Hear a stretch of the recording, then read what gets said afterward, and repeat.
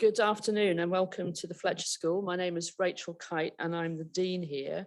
Thank you for joining us in the auditorium, and for all of those of you on Zoom, welcome as well.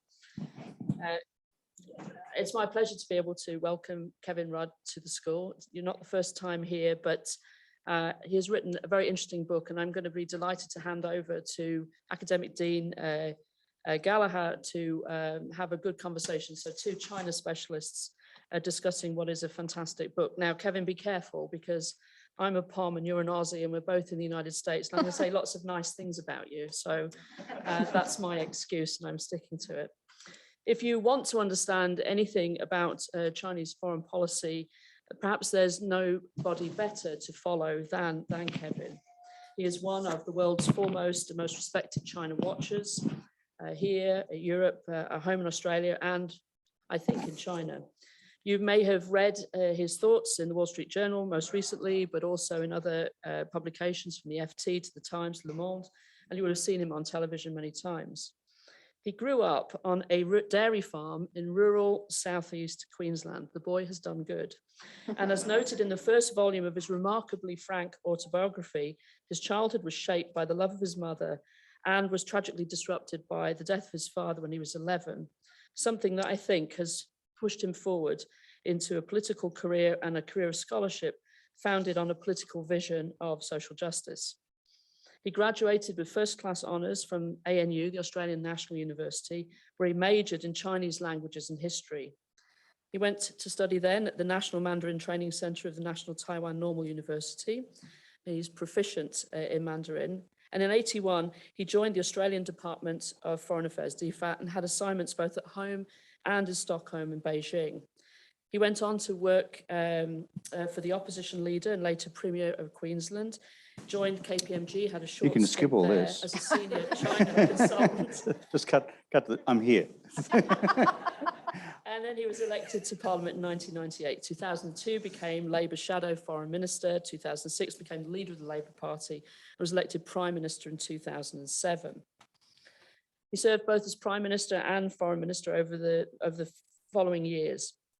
And I think that his leadership marked an important moment in Australian foreign policy. He was a driving force in expanding the East Asia Summit to include both the US and Russia. His government nearly doubled Australia's foreign aid budget to approximately $5 billion, from which the country has stepped back again, and then this week has now just cut its climate finance in half, but we'll talk about that another time. He appointed Australia's first ever ambassador for women and girls to support the critical role of women in development. And he ratified the Kyoto Protocol, legislated for a 20% mandatory renewable energy target for Australia. And I bumped into him literally, though he probably doesn't remember it, in the corridors of the Copenhagen Climate Summit in 2009. From which I'm still recovering. Yes, exactly. Domestically, I think Kevin has delivered the Australia's formal national apology to the Indigenous peoples of Australian territory. And later, after leaving politics in his private capacity, he established the Australian National Apology Foundation. In education, his government introduced Australia's first ever nationwide school curriculum and undertook the biggest ever capital investment in Australian schools. In health, similarly negotiated with Australian states a national health and hospitals reform agreement, and I think very importantly, negotiated and founded the National Broadband Network. Since leaving politics in 2013, he's continued to engage in international affairs and is now the global president and CEO of the Asia Society, forging closer ties between Asia and the West, not only through policy and business, but also through education and the arts. Many very famous people have said very nice things about him too, including Henry Kissinger, who, with respect to today's topic, said, a lifelong student of China, Kevin has become one of today's most thoughtful analysts of China's development. The Avoidable War, the book that he will discuss with us today, focuses on the signal challenge posed by China's evolution to America and to world order. I've been lucky to have got a copy which I've been able to read in advance. And if it was going to be set to music, then I was thinking a little bit of Elvis, you know, Suspicious Minds, caught in a trap. And I think that the introspection into what happens when you've got two great powers with the level of mistrust that they both demonstrate, and how you use savvy and, I think, multidisciplinary leadership to make sure that that mutual distrust doesn't lead us onto a pathway that we don't want to see, is the subject of the book, written in a very accessible way, underpinned by his extraordinary scholarship. Kevin, it's a great pleasure to have you here. Thank you so much for coming. The floor is yours. Thank you.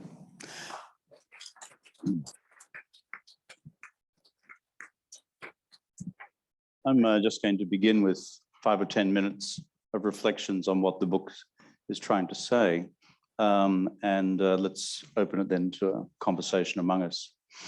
Thank you for the introduction. I've never had such a long introduction in my life. In Australia, having grown up on a farm, we have a saying, which is the bigger the hat, the smaller the property. So the longer the introduction, the less significant the person. Anyway, but I thank you for the warmth of it. It's great to be back here at Tufts and Fletcher. Thank you, President, for honouring us with your presence, Dean and other members of faculty, and all you bright-eyed, enthusiastic students out there. It's great to spend time with you as well. A few thoughts and reflections about what this book seeks to do and why I've written it.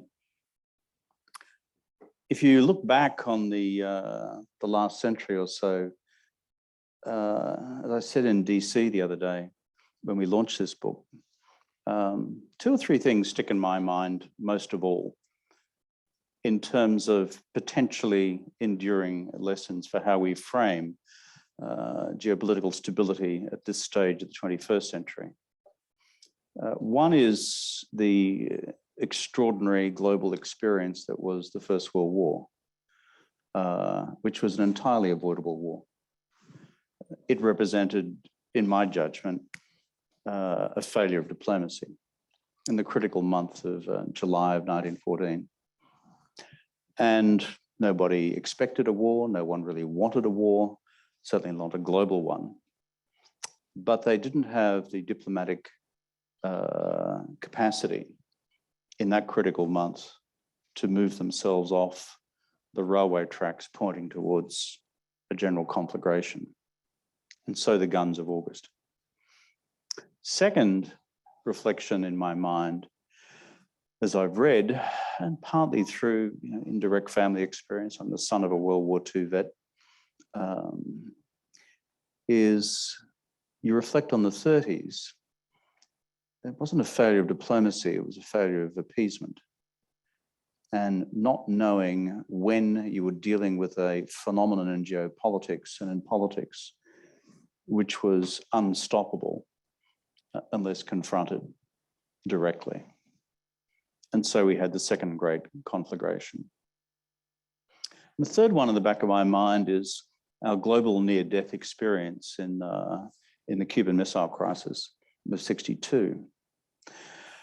And the global learnings which came from that, or at least the learnings in both Moscow and Washington about the desirability of not blowing each other's brains out, and instead embarking upon a period of deterrence, détente, eventually disarmament, and eventually radical political change, which occurred in the then Soviet Union. And so if I take those 3 sets of reflections and apply them to the dynamics of China and the United States today, failures of diplomacy, failures in relation to appeasement, but also détente and deterrence, how does that apply to the crisis we now confront? I don't think crisis is too grand a statement to talk about this slow burn crisis between China and America. So the second point I'd make by way of introduction is I'm deeply concerned, in paraphrasing the title of a book of my Australian compatriot Chris Clark from Cambridge University, The Sleepwalkers, and how we sleptwalked into the First World War, is that I'd rather not be one of the sleepwalkers this time round.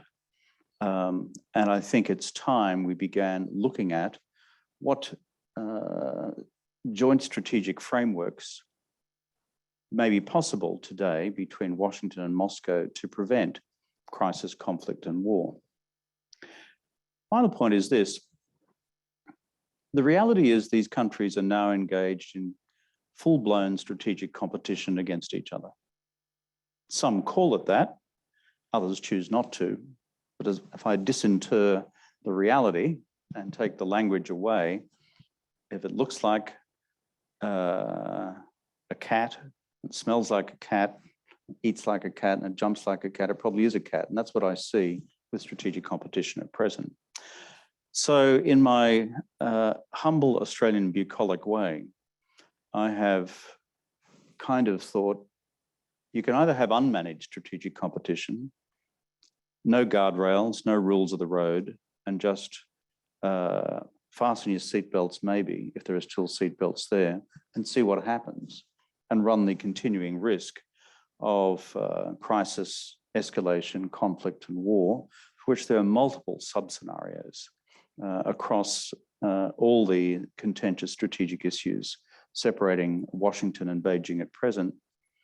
Or you can have an attempt at managed strategic competition, which has de minima guardrails, de minima protocols, de minima rules of the road to reduce the risk of accidental war. And that's what the book's about. So in Managed Strategic Competition, to conclude, I outline how do you recognize, identify, and agree upon the core set of strategic red lines between both sides, and sub-protocols about how to navigate those in the eventuality that any of those red lines gets crossed or comes close to being crossed, as opposed to just sailing through them and then discovering that there's a massive reaction. Secondly, if you have that as your overall framework, that is strategic red lines managed through such a private, diplomatic, non-declaratory set of arrangements between the two states and their senior leaders, non-lethal strategic competition across every other dimension of the relationship is then quite possible. You can continue to grow your militaries. You continue to expand your foreign policy influence. You can continue to engage in whatever level of economic competition, trade, investment, technology, talent, whatever, and the great contest of ideas and ideology. You know, a authoritarian worldview and the sets of values that we see alive in some of the proposals on that score, through to what we would broadly and loosely perhaps call the liberal international order as it currently exists or exists in part. And then finally, in this three-part schema of managed strategic competition is the areas of continued and defined strategic collaboration where it really matters. Climate, next pandemic, continued global financial stability. That's the framework, except it's set in 400 pages. I'm sorry about that. Over to you. It's actually, I have it right here. You can see it in 3D. It's an excellent book, and I commend it to everyone. Not a single footnote, by the way. So it'd be marked down by any PhD class that you're in. That's right. That's right. Okay, the way we're going to handle this is that I'm going to pepper Mr. Rudd with a few questions to get us going. And then we will open it up to the audience, and we can, when we're ready to do that, I'll invite people to go line up at these two microphones, and we'll go back and forth and take turns. And I promise to save a good deal of time to do that. I'd like to start our conversation probably where most people's heads are today, which is the China-Russia relationship as it pertains to Ukraine. And so my first question is that China is watching a lot of sanctions being imposed on Russia right now. What do you think China is learning? I think the Chinese frame of reference will always be Taiwan. Mm-hmm. But there are, I think, two sets of learnings which come out of the Ukraine experience so far, maybe three. The first and biggest one is that marshalling a territorial invasion of another state is not an easy thing. And leaving aside the technical definition of Taiwan's status, Remember, Ukraine is a land-based operation. It's not a maritime amphibious invasion. And the Taiwan Strait is much wider than the English Channel. That was the last major amphibious operation we've had apart from the Korean War. So I think within the Central Military Commission, there'll be 1,000 studies commissioned about the nature of asymmetric warfare and the problems which are not anticipated in grand politico-military models of knocking over an opponent when the propaganda would suggest that the locals are there waiting to embrace the arrival of the mother culture, Russia, China. The second learning, and your sanctions point, is this, and why I've always discounted the probability of any Chinese military action against Taiwan in the years ahead, is that China remains enormously vulnerable to financial sanctions as of today because of its dependency on the dollar-denominated international financial system. And if you want evidence of that, as of today, we have no evidence that China has violated any of the US and related sanctions by allies imposed against Russia following the invasion. And there's only one reason for that, and that's not a belief in truth, justice, and the American way. It's a belief that secondary sanctions risk against China itself would still be large. So therefore, the internal planning vis-a-vis China's own railway tracks towards a Taiwan scenario, which I've always assumed would be late 20s, early 30s, would need for the military balance to be even much more decisive in China's favor. Lesson number one. Lesson number two, that the Chinese prior to Ukraine had always, in my judgment, planned to liberalize the currency by decade's end. It's the renminbi, when the financial system is big enough and ugly enough to manage it on openly traded currency markets and to open the capital account at the same time. So you don't have the quantum risk that you currently face when you're so dependent on the US financial system and with the renminbi a fully traded global currency. So I think they're the two big learnings, which pushes off Taiwan timetables in my mind to the end of the decade and perhaps into the early 2030s. Well, you, more than most Western leaders, have had the chance to speak directly with Xi Jinping, in part because of your Chinese language capability. I wonder if you can offer any observations about the personal relationship between Xi Jinping and Vladimir Putin, and whether you, you can point to some event that brought them closer together more recently. And another sort of speculation to react to is whether Xi Jinping's relative isolation during COVID has pulled him further away from Western relationships than he otherwise would have been. It's interesting you mentioned talking to Xi Jinping and Chinese. We've had quite a few chats in Australia and also on the phone. But I remember one in particular when we were talking about a G20 agenda item, and some idiot in my system assumed that I wanted to conduct a complex discussion about the global financial system in Chinese with Xi Jinping, and therefore made no arrangements at all for an interpreter on our side. So I just emerged from a shocking day in the Australian Parliament where you're being accused of, manslaughter and various other crimes against humanity, just a normal day in politics in our country. And then you're onto a telephone call with the president of China and there's no interpreter. And yeah, my Chinese is quite reasonable. It's serviceable. I can get my way through it. But 45 minutes with Xi Jinping on a very complex set of sub-agenda points on the G20 agenda. Anyway, I'm still tracking down the official who did that. What was your question? Well, the first one, there was a whole series of them. But was there an event you think that led to this sort of, increasing closeness between Xi Jinping and? Yeah, when I left office, because I don't know much about Russia, because I'm a China guy, and it's always important in this business, students, to know what you know and know what you don't know. So I took myself up to Moscow in 2014 while I was at Harvard. I had 1 year at Harvard at the Kennedy School, working on the precursors of this book, And I spent several weeks in Moscow speaking to every conceivable think tank on their perceptions of China. This was in 2014. I arrived in Moscow the day they invaded Ukraine the first time, Crimea. Brilliant timing on my part. But I got to see everyone I wanted to see because all other foreigners had fled town. And so suddenly I was in seeing Ushakov and the whole team in the Kremlin and the people who advised Putin directly. I say that by way of parenthesis, simply to say this, that right then, back then, it was a very thin relationship in terms of the political and bureaucratic capital and infrastructure around it. Yes, it had been in a process of normalization since the border was fixed effectively back in '89. Yes, most Chinese leaders had visited Moscow near the beginning of their political period in office. But it was still a distant relationship.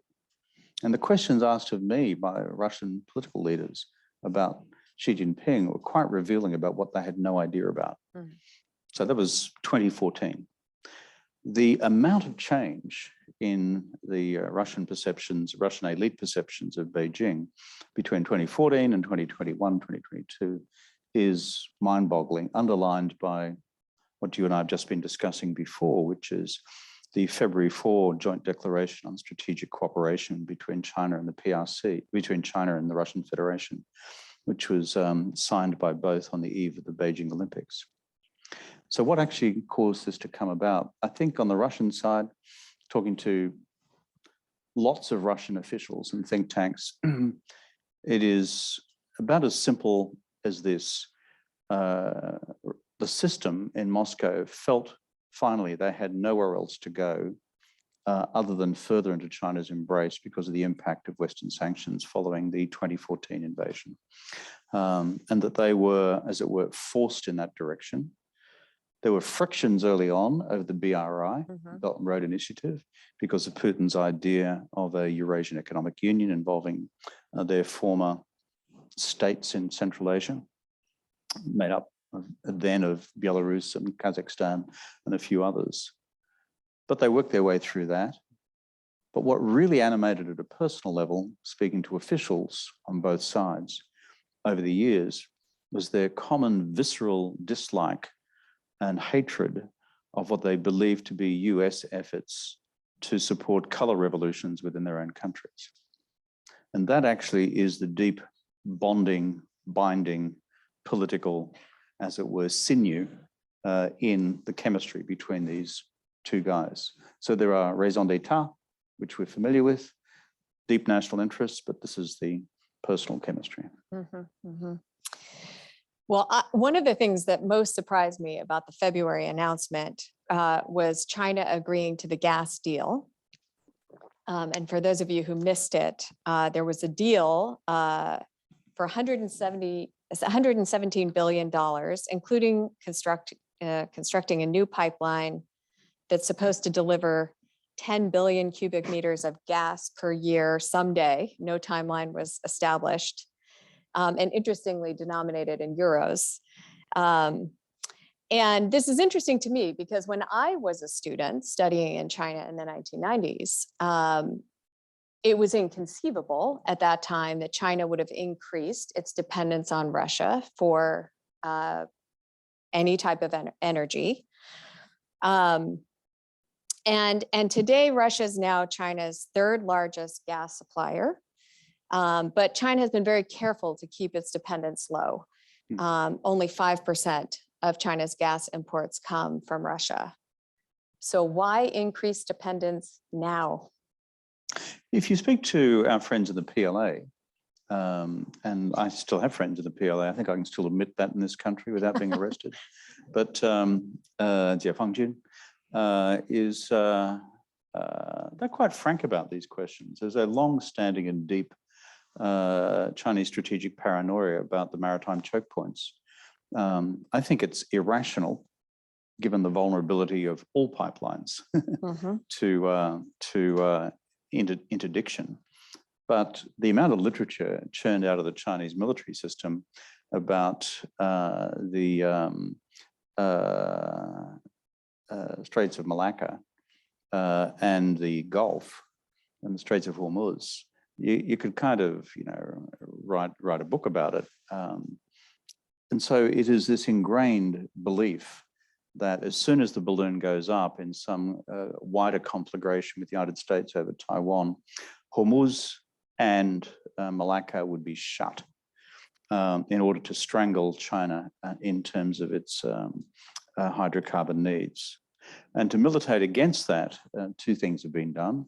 One is what they've been unfolding with the Ruskies, you referred to, 4 February. And the second is much more below the radar, except if you're watching it closely, the massive turnaround in relations between the Gulf states and China in the last 5 years, particularly the Kingdom, to some extent the Emirates. And as someone who travels to that part of the world quite a lot, I've been stunned to see what was a non-existent relationship between the two of them as of about 2015, 2016, to where it is today, where we expect Xi Jinping to visit the Kingdom anytime soon in order to sign on the dotted line for a massive new set of energy trade arrangements, and denominated in which currency remains to be determined. Mm-hmm. Mm-hmm. Well, you write in the book that Xi Jinping is very conscious of the fact that China really did not play a strong role in writing the sort of rules of the road for our international institutions, was not deeply involved in Bretton Woods. If China could do that today, and I think it is his ambition, Xi Jinping's ambition, to have a stronger hand in rewriting our international rules, what do you think he would like to see? How would he like to shape? What's always uncomfortable in Chinese historiography, and this, of course, is that nationalist China did have quite a role in the original framing. That's right. Arrangements, both for the UN Charter, some of the Bretton Woods machinery, and certainly the Universal Declaration of Human Rights in '48, where there was significant participation in the drafting process by senior representatives from both the Republic of China and Taiwan. Well, this is '48, so it was actually before the fall in '49, plus India, early independence India. But leave the historiography question to one side. But it's important in this sense, the Communist Party doesn't believe it has any historical role in the framing of the instruments of the international order. And that's just an empirical fact, they didn't. So I think the best response to your question is, what, therefore, would Xi Jinping want to see short-term and long-term in terms of an international system which had China much more at its geopolitical center, and what values and norms would then begin to populate the institutions and other arrangements of the system? I think the first thing you can say about the structure of the system itself is that the pattern you see emerging is twofold. China, under Xi Jinping's direction, seeking to maximize Chinese personnel appointments, Chinese financial contributions, successful candidatures to head international organizations of the existing UN and Bretton Woods machinery. If you speak to permanent representatives to the United Nations to observe China's behavior and actions in the last 7 years, there are massive changes, not just the quantum of funding, but also activism on policy, activism on personnel, activism on leading institutions, as opposed to the past. So the point there is to use personnel and finance to begin to shape the existing institutions of global governance. The second is to create your own purpose-built institutions outside the existing system. And hence the Asian Infrastructure Investment Bank, hence the New Development Bank, but most significantly, hence the Belt and Road Initiative. But never lose sight of the +1 arrangements right around the geographies of the world. The Europeans +1, the Latin Americans +1, the Africans +1, these annual summit arrangements, which have that region of the world plus the Middle Kingdom. which is an interesting piece of symbolism when you think about it. The final point, though, is on the question of values. If you are a keen observer, which I have been, of the unfolding debates within the Human Rights Council in Geneva and the massive Chinese diplomatic effort that goes into rolling back the normative documents and reports that come out of the HRC, and the extent to which China now harnesses support across the G77 to do that. The clear effort is this: to use China's new diplomatic muscle in these institutions to begin to redefine the principles underpinning the human rights agenda in particular, and to bring about a new normative structure. Xi Jinping repeatedly says, 我们都喜欢民主, we all like democracy. 但是民主有什么意义? But what meaning does democracy have? 不是那个老外, 那个西方的那个民主. It's not what Westerners think about democracy. Democracy is a term which we can own and define in the direction of what they call performative democracy, or other forms of wider participatory democracy, but not electoral democracy. And so that is well and truly underway in terms of changes to norms as well. Yeah. Okay, continuing, this is great. In my own last book called Titans of the Climate, which I wrote with a Chinese colleague, Xuan Xiaowei, we characterized the American approach to domestic policy as deliberative incrementalism, and China's approach as strategic pragmatism. So I was struck by your characterization of China's approach as authoritarian capitalism.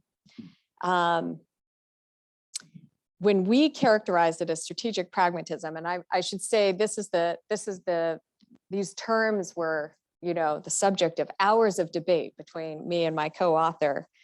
That's why we have the Academy. You can yeah, that's right. We were very much thinking about how China's leadership focuses on retaining power, and particularly the party, of course, retaining power above all things. The fact that China takes a very strategic and long-term approach to its policymaking, and its pragmatism about how it wants to achieve its goals. So that's where why we landed where we did. But I wonder if you could sort of reflect on whether you think we got that right, or whether you think China's approach has become more ideological in the last decade or so. Yeah, I think you were right to characterize it as that approach prior to 2017. Yeah, which was when we were writing it. Thank you. I didn't know that, but Yeah. So I wasn't just being polite, but I would have used similar language. Mm-hmm. What I've observed since 2017, although the antecedents existed before then, is frankly the rehabilitation of ideology within the Chinese political system. Mm-hmm. You see it in the earlier statements. You would have seen the leaking of document number 9 in 2013, which was this Xi Jinping unvarnished, talking to the Central Conference on Ideological and Propaganda Work. It's a great read. It's probably the only big central document we've got, which is loud and proud, direct, and what we really think about the world and the West and all you bunch of neoliberal softies in China, from the man himself. And it's never been repudiated, the accuracy of this leaked document. Everything else, we'd actually have to read the tea leaves, discern what the hell the language means, and the classical tools of sinology, which can occasionally lead us up a dry gully, as you know. If you want an early view of what Xi Jinping thought about Marxism-Leninism, what he thought about liberal democracy and constitutionalism and the rest, it's there, loud and proud, in his own language in that document. And it's worth a read for any of you who are interested in the subject. Second, though, is the big change that I saw in terms of the ideologization. How do you say that? Anyway, a new ideological emphasis within public policy is in the 19th Party Congress. And if you're a student of Marxism-Leninism, there's a huge change which occurs that year. In the period of Deng Xiaoping, for example, and starting in the 12th Party Congress in 1982, using Marxist-Leninist conceptual frameworks, dialectical materialism, historical materialism, the central contradiction of the Communist Party, which means the central challenge which China faces under the CCP today, is economic development. They use different language, but that's it. Unleashing the factors of production and forgetting about the impact on the relations of production, which is Marx's euphemism for class and inequality. So basically, vroom, off we go. We're just going to make lots of cash. There's going to be a lot of inequality, but don't worry about it. We'll fix it up in the end. That was the script between 1982 and 2017, ideologically. It's like reading papal encyclicals, this stuff, if you're a Roman Catholic. Suddenly you move from there to something else, all right? And they're the two most universal systems in the world, the Roman Catholic Church and the Chinese Communist Party. Some similarities. I grew up as a Catholic, it's okay, I can say that. But in 2017, he changes it quite radically. And the new central contradiction, 主要的矛盾, is what? New central contradiction, meaning the central challenge of the Chinese Communist Party for the new era, 新时代, the post-17 brave new world, is what? It is to deal with imbalances and inequality in development. And that basically creates the ideological headwaters for a series of downstream policy changes which have seen the center of gravity and Chinese economic policy move quite decisively in the last 5 years to the left. So the summary point I make is that if I was trying to characterize not just the rehabilitation of ideology and the resuscitation of Marxism-Leninism, to summarize what I think his ideological worldview is today in 3 points, it's through Leninism, taking the party and politics again further to the left, ruled by a single leader, the centrality of the party over the state, and the extinguishment of the NGO sector in large part, but not completely. And then secondly, Marxism into the economy, reasserting the role of state-owned enterprises over private enterprises, rehabilitating industrial policy, and a new doctrine of income equality called the Common Prosperity Agenda, 共同富裕. And then third element of the ideological equation is, at the same time, most controversially, this piece of analysis of mine, a deliberate effort to push nationalism to the right and to become more assertive in China's foreign security policy presence in the world. If I was trying to give you what I think is the 3-point haiku summary of the ideological worldview you now see reflected in the public policy real world, it's that. Okay, I'm going to ask one more question. And while I do that, I want to invite people to come up to the microphones and we're going to open things up. I have a huge list of questions, but I really want to make sure we give time to everyone in the audience. So we can't have a conversation between the two of us without talking about climate change. I think right now it feels, unlike the past, in the past, the prospects for US-China climate cooperation are rather dim. But I do think that they, my own view is they probably remain the best avenue for maintaining great power relations. I used to think that that was also true on global health. If we look back to the nascent early baby steps of cooperation between the US and China on responding to the Ebola crisis, I had high hopes, but now those have really dimmed in the context of COVID-19.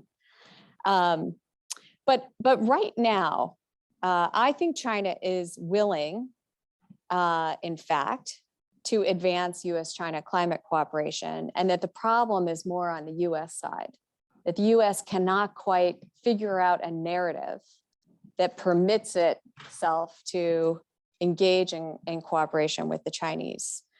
So I think my question I want to ask you is, can the United States manage, in your view, as an observer of both systems, a nuanced, mature relationship with China where it strongly disagrees on some issues like human rights and cooperates on others? Yeah, I do. I mean, otherwise I wouldn't have written the book, because that's what the book's about. It's basically a pretty simple how-to guide vis-a-vis a strategic framework which is as saleable in Beijing or not as it is in Washington. This is not an ideological text against either side. It's simply, this is how reality is perceived in both capitals. It'll have its critics in Washington, it'll have lots of critics in Beijing, because I'm not towing anyone's particular political line. I'm just trying to find a way through this mess. So the 3-point framework of managed strategic competition. The third one is areas of defined continued strategic collaboration between the two sides where it's in their national interest to do so. Mhm. Look at China today, climate change impact. Look at the grain harvest this year, blown apart by extreme weather events. Not like Ukraine, where it's blown apart by military invasion. China has a deep scientific consensus underpinning its view on climate. And it has frankly been a consensus which has captured most, but not all, of the senior political leadership. Mhm. And so therefore, there's always going to be a tussle at the top of the Politburo and its standing committee about whether we're going to push the hydrocarbon bus this week or the climate change renewable energy bus next week. But compared with where I was in the days of Copenhagen, where I was having almost fisticuffs in the hallway with the Chinese representatives who were trying to just kill the entire convention, this is a quantum shift in the Chinese position over that period of time.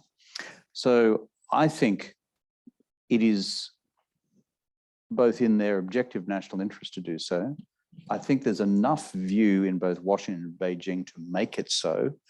And the hope for a framework like this is that it makes it conceptually possible to have a framework which says on Capitol Hill, I'm being tough as hell on the Chinese on Taiwan. I'm sticking to our ground on human rights and our view of universal freedoms. And we're working as hard as we can with them on climate change. And to which I say, what's wrong with that? That's grown-up people have agreements and disagreements. Great. Okay, we have a good deal of time left, so I'm going to alternate microphones. I'd like you to introduce yourself briefly and then ask a question that ends with a question mark. And then we'll be able to get to as many questions as possible. So let's start right here. All right. Thanks for coming today. My name is David Walker. I'm a Fletcher alumnus. I'm a foreign military sales manager with a U.S. defense contractor and a U.S. Army Reserve officer. So my question is going to go back to the Ukraine conflict and comparisons to potential scenario with Taiwan, particularly in light of your estimate that if there's anything that's going to happen between Taiwan, it's going to be about 10 years from now, or no earlier than 10 years from now. So looking at the last few years of security cooperation policy with Ukraine on the part of the United States and our allies, and the role that security cooperation, that training and provision of weapons seems to have played in the unexpected resistance that the Ukrainians have been able to apply to the Russians, raising the cost of this invasion. Do you think that a security cooperation policy, and particularly the provision of sophisticated anti-tank and air defense weapons to Taiwan, makes a conflict between the United States and China more likely or less likely? Yeah, that's a good hard question to kick off with. By the way, thank you for your service. Yeah, here's the dilemma. I think there's a way through it, but it is a dilemma.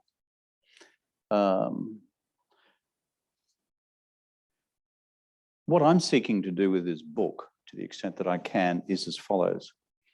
How do you avoid crisis by accident during the 2020s while enabling the United States and China and Taiwan between them to marshal sufficient additional deterrence militarily over the course of the decade ahead to cause the PLA and the Central Military Commission, Beijing, to conclude in a decade's time? That's still too hard. That, in summary form, is what I'm trying to do. So let's go to the second part of the equation. Don't know if the first part of the equation will work, but I've written a book, I've given it my best. On the second part of the equation, all the hardheads in Washington and now in Taipei get it. And they've got it really for about the last 2 to 3 years. And to be fair to the Trumpites, it actually started under the Trumpites. It's not just something that the Bidenistas have been doing. And reinforced by the observations of Ukraine, the central importance of asymmetric warfare and its deterrent ability, quite apart from its warfighting ability, because both are directly related. If the Taiwanese embark upon the new national military resilience strategy, which they need to, they could well achieve what the Ukrainians were not able to achieve, which was sufficient deterrence to cause Putin to say, I can't do this, or the risks are too great. And remember, the Chinese military culture is ultimately a conservative one. How many of you guys have read your Sun Tzu Bingfa, your Sun Tzu's Art of War? Have a read. First chapter, first paragraph, first verse says what? War is a great matter of state, not to be undertaken lightly. If you lose the war, you lose the state. Now, that little phrase is embedded in the cerebral cortex of every single Chinese leader, because they know that if you were to embark upon a military invasion of Taiwan and not have a clean win, it's game over for Xi Jinping and possibly for the entire CCP. It will be so domestically delegitimizing, quite apart from what happens in terms of international financial reaction. So this deterrent effort on the part of the Taiwanese domestically and their great and powerful friend, the United States, is the critical element in the equation. Final point in response to your question is this. However, our friends in Beijing are not dumb. Our friends in Beijing know that the United States and Taiwan have now embarked upon this over the last 2 to 3 years. And therefore, the open analytical question is whether this is causing a reappraisal in the central military question to bring the timetable forward. As of now, and I regularly work on this question with scholars who are more granular in their analysis of this than mine, is that we do not see evidence of that yet. But that is, at an analytical level, a conundrum. But the alternative, which is to do nothing, in my judgment, invites the inevitable. So there is a risk in terms of China seeking to preempt what the United States and Taiwan are doing between themselves, but there is an inevitability of what will happen if they don't. That's the logic. Great. Okay, let's go here. Thank you. It's open. Can you hear me? Okay. Yes. Yes, ma'am. So my name is Wei Ting Chen. I'm from Taiwan, and so thank you for talking to us today. So my question, I have read a book and also read some articles of yours on foreign affairs previously. That's a worry. Thank you. Yeah. So, but I appreciate that your like analysis on China, but I'm more like a little bit skeptical about your proposal, especially in Taiwan. So I have some questions here. Yeah, sure. Yeah, thanks. So like my first question would be what, like, so your proposal is basically like you're proposing the US to have the kind of back channel with China and have this kind of, in your word, confidential agreement with China and on like various issues, including Taiwan. So my question would be, what kind of red lines would you suggest the US to promise to the Chinese, especially on Taiwan? Like, so 2 years ago, when the whole pandemic. I think I've got it. Let me go for it because. But I want to, may I? Yeah. Just one question per person. Yeah. So like, yes, it's including in the question. So 2 years ago, when the whole pandemic was Hey, you've got a happening, future in politics, my the friend. US, yeah.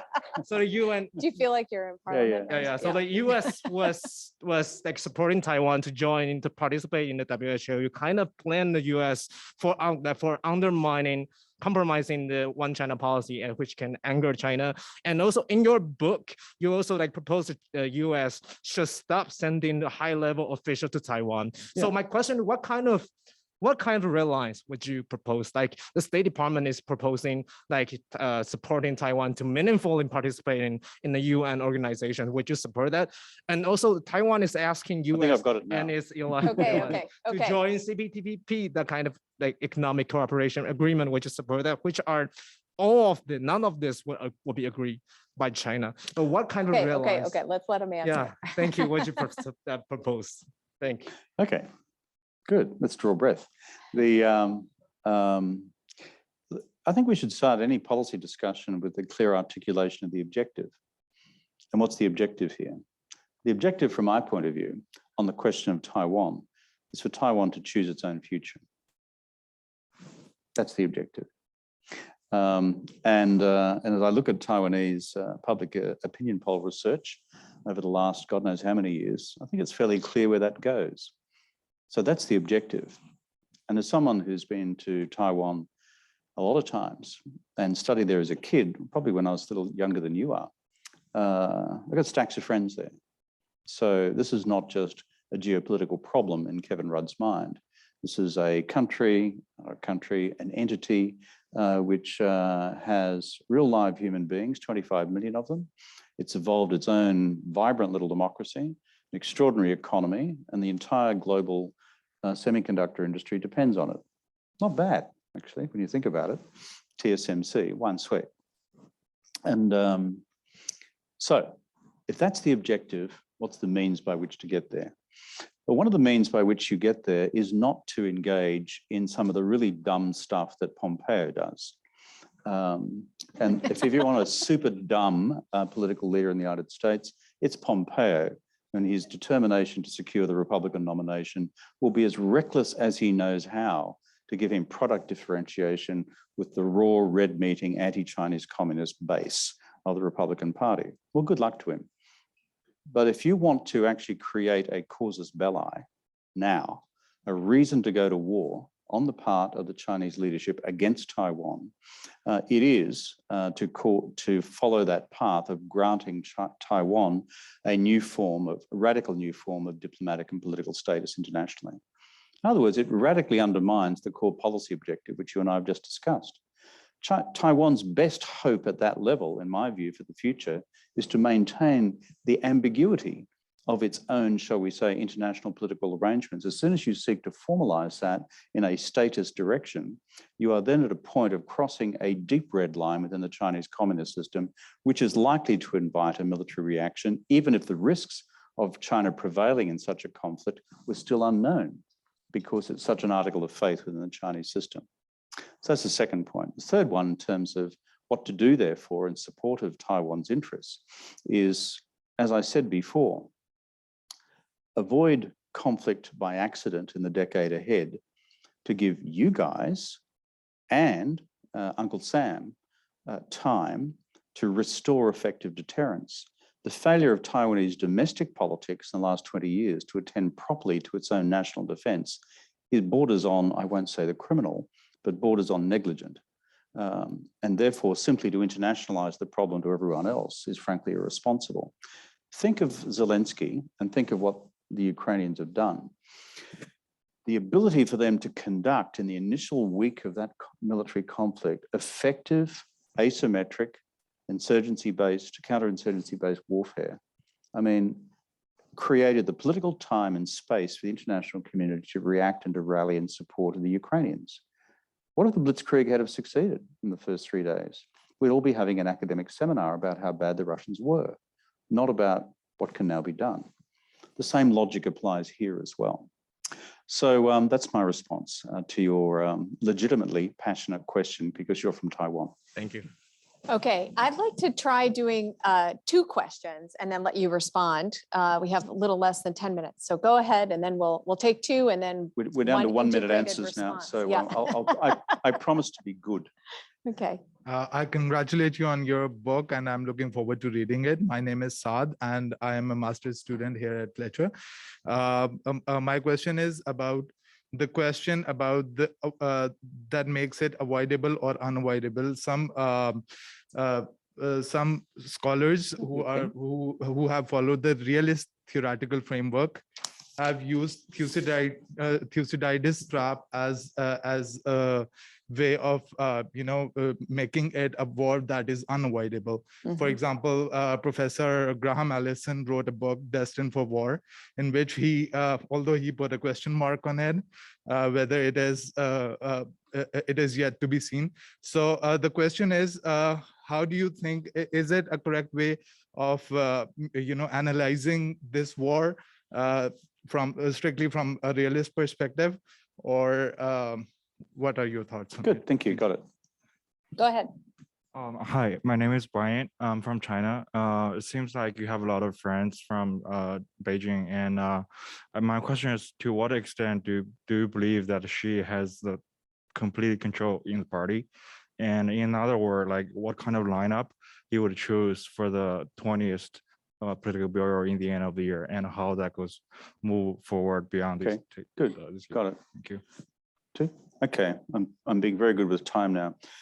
Realism is an appropriate intellectual framework or theoretical framework for understanding what we face with China's rise and the American response. I think all the paradigms of international relations theory don't quite work singularly. I think the paradigms to understand what is going on each have something to offer. There is a realist balance of power. If you were to speak to the Chinese about 综合国力, comprehensive national power, it is very much anchored into a balance of power reality, albeit with a Marxist-Leninist flourish. Secondly, if you were to look at liberalism or liberal internationalism, there are elements of the Chinese system who still place enormous store by their ability to access financial capital and open access to trade markets based on the principles of liberal international trade and economic arrangements. And that is valid too. Thirdly, if you're a constructivist, dare I use that heretical term here, and you think that ideation matters in international relations, then you see evidence of that. Look at Xi Jinping's proposal for a community of common destiny for all humankind. That's an ideological, ideational proposal to begin to shape realities around an idea. If you look at structuralism, look at the Marxists, it's a Marxist-Leninist country, and Marxist frames of reference in terms of the way in which China views its external and internal contradictions are valid as well. So rather than there being a theoretical monopoly in the way in which we analyze this, I think if we're being rational, draw the elements out of each of these paradigms rather than seeing them as being mutually exclusive. On the 20th Party Congress, as we'd say in Australia, bugger if I know, mate, what's going to happen in the outcome in Ashida. Xi Jinping's power is, I said recently and wrote some recently, comprehensive, but not complete. So what the hell does that mean, Kevin? It means that there are political currents rowing against him at present, overreach on Russia and Ukraine. 党内受到比较大的批评. Number two, slowing economy because of this ideological decision to move the center of gravity in economic policy to the left. Fine. Encourage the state enterprises, attack Jack Ma, slow the economy. That's if you want to do that, you can be theoretically pure and have less growth. But that creates problems with the Laobaixing, as you know. And talking about the Laobaixing, that's normal people. You now have Yiqing, which has jumped the border. The pandemic has jumped the border from Hong Kong to Shenzhen to Shanghai, which is now half under lockdown. At Puxi and Pudong is coming, or Pudong now and Puxi is coming, and already in Changchun. So this is a political headwind as well, plus people worried about breaching the two-term limit. What's my prediction about 20th Party Congress? Absent a major catalytic event, like real food shortages in the country, not just raiding supermarket shelves in Shanghai, a catalytic event which brought all these tensions together, I still think his Machiavellian control of the apparatus of the party, the security apparatus and the intelligence apparatus makes it an odds-on probability that he'll be reappointed as General Secretary, but maybe not with the composition of the Standing Committee and the Politburo and the Central Committee that he would otherwise have had. In other words, comprehensive control, but still not yet complete for the next central leadership makeup. Okay, I want to make sure we leave time for book signing, but let's take 2 quick questions, 1 final response, and then we're gonna head out to reception. If you do, can you each do a question 30 seconds? And I promise to do honor to Okay, I have it okay. written down, so I think I can make it fairly quick. Quick. My name is Richard Offenbacher. I am a first-year Masters of International Business student here at the Fletcher School. Could you share your view of the AUKUS agreement in the context of the avoidable war, its purposes beyond the scope of submarines, how private defense corporations may impact geopolitics in the region, and how Australia hopes to utilize this agreement to promote its interests? Good, got it. Okay, next, So, hi, nice to meet you. closer to the mic, please. Hi, nice to meet you. Thanks for coming here. I'm Bijan. I'm just an undergrad here. As you know, you're very well aware of, Australia has been under like a conservative grip for some time now, and in the past few years, especially with the Biden administration, there's this growing sort of anti-China alliance, especially with like agreements like AUKUS.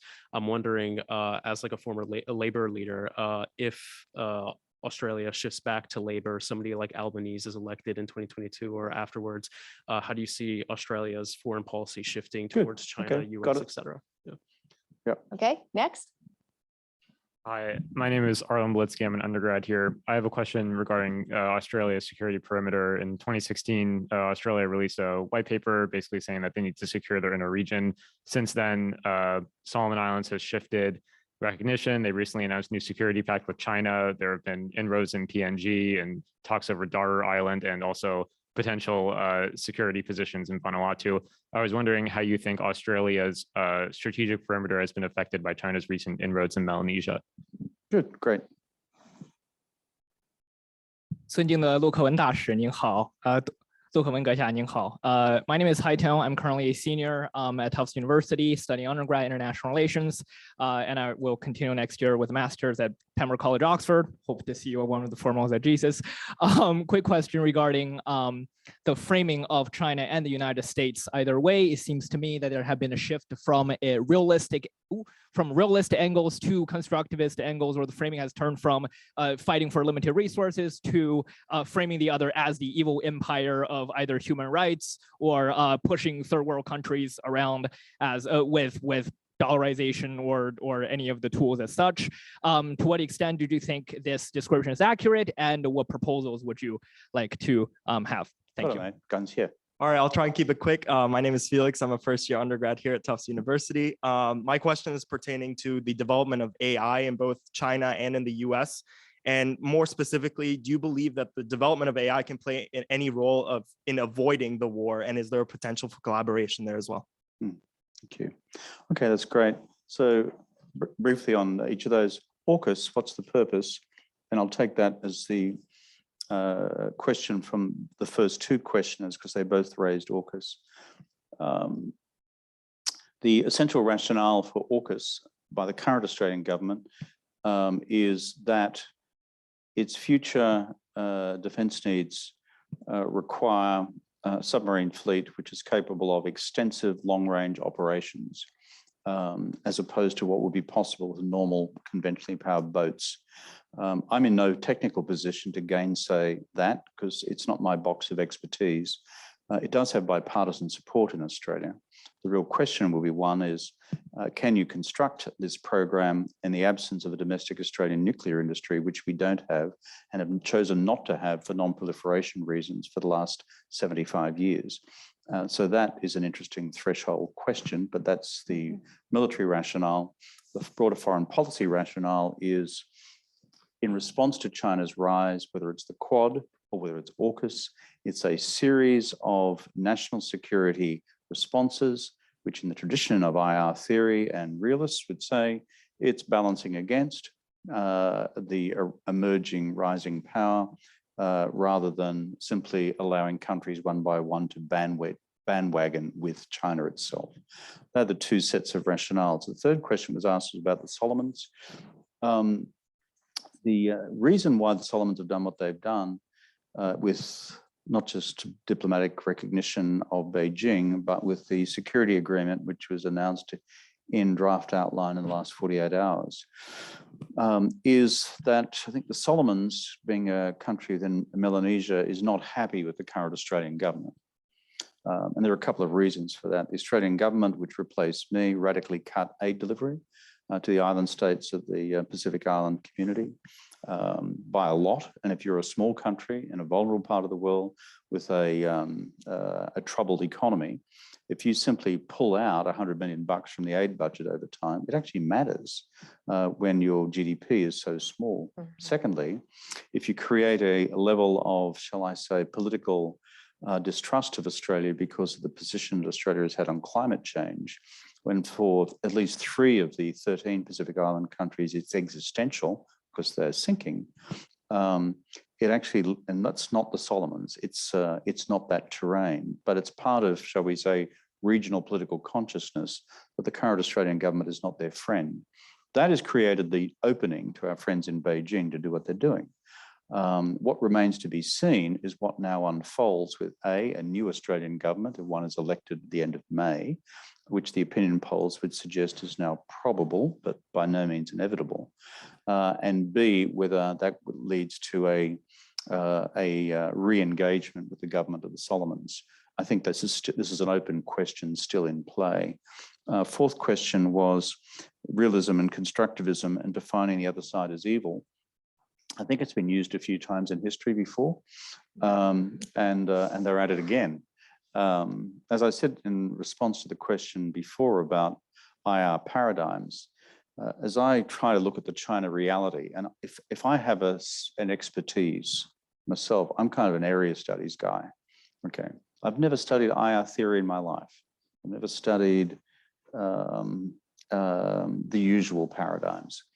But when I read the paradigms, as I do, because I find them insightful, I find that there is something to be gleaned from each of them in an understanding of the behaviors of both the Chinese and the United States currently in their mega strategic competition, including the constructivist frame. And if you want to see how that's articulated fully within the Chinese system, look at the language which Xi Jinping uses internally, including in document number 9 in 2013, on the power of the narrative. It's said that 叙述 is 的重要性很大。那个西方到现在为止都控制了那个国际叙述。The global narrative has been controlled by the West and the Americans. We've got to roll that back. And now you see it happening. I'm not sure the Chinese counter-narrative is working too well.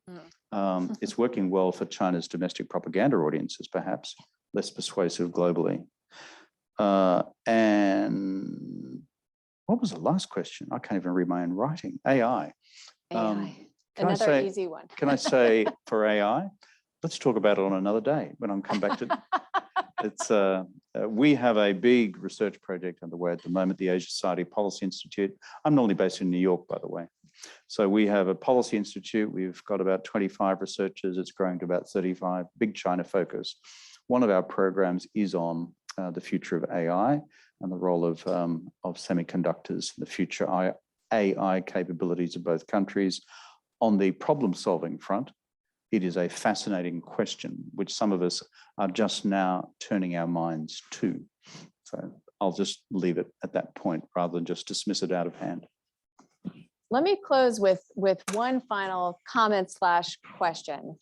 You and I both studied in China when we were younger, and we both have attempted to learn Chinese. I think you more successfully than me.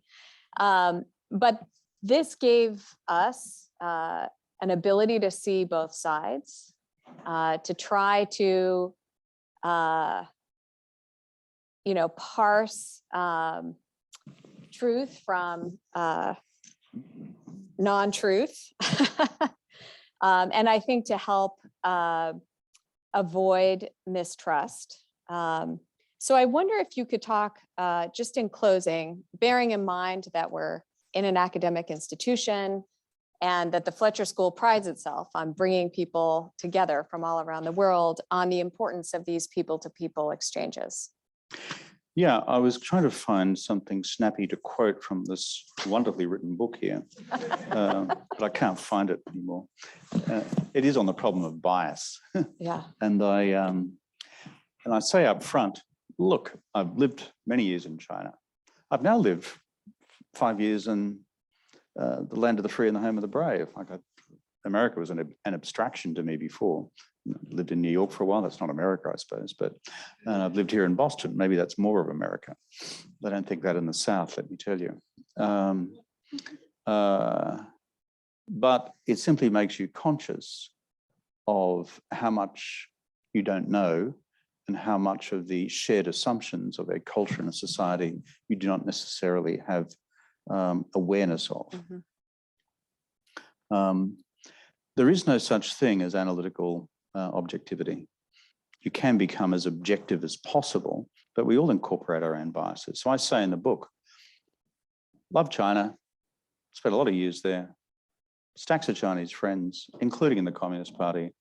And what I love about the Chinese is what I actually love about Americans, is the huge emphasis on the importance of family, huge emphasis on the importance of education, huge emphasis on the importance of enterprise.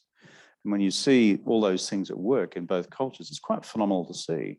And if you guys actually got together, God knows what you could do for the planet.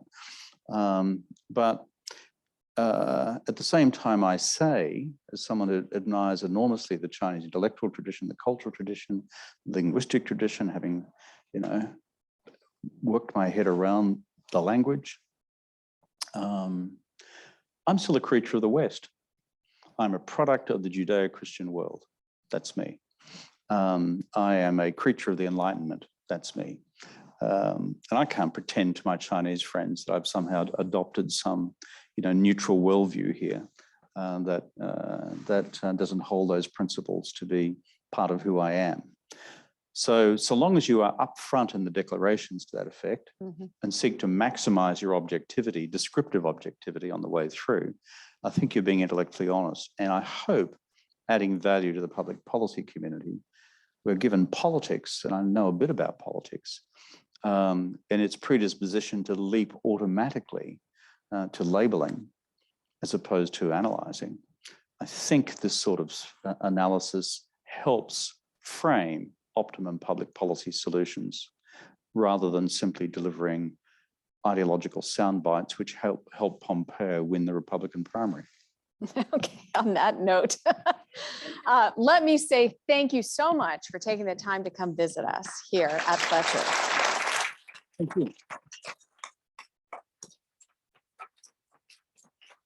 And I'm very happy to give you a small gift, a token of our affection. I'd like to ask everyone to stay seated. We're going to exit after taking off our microphones.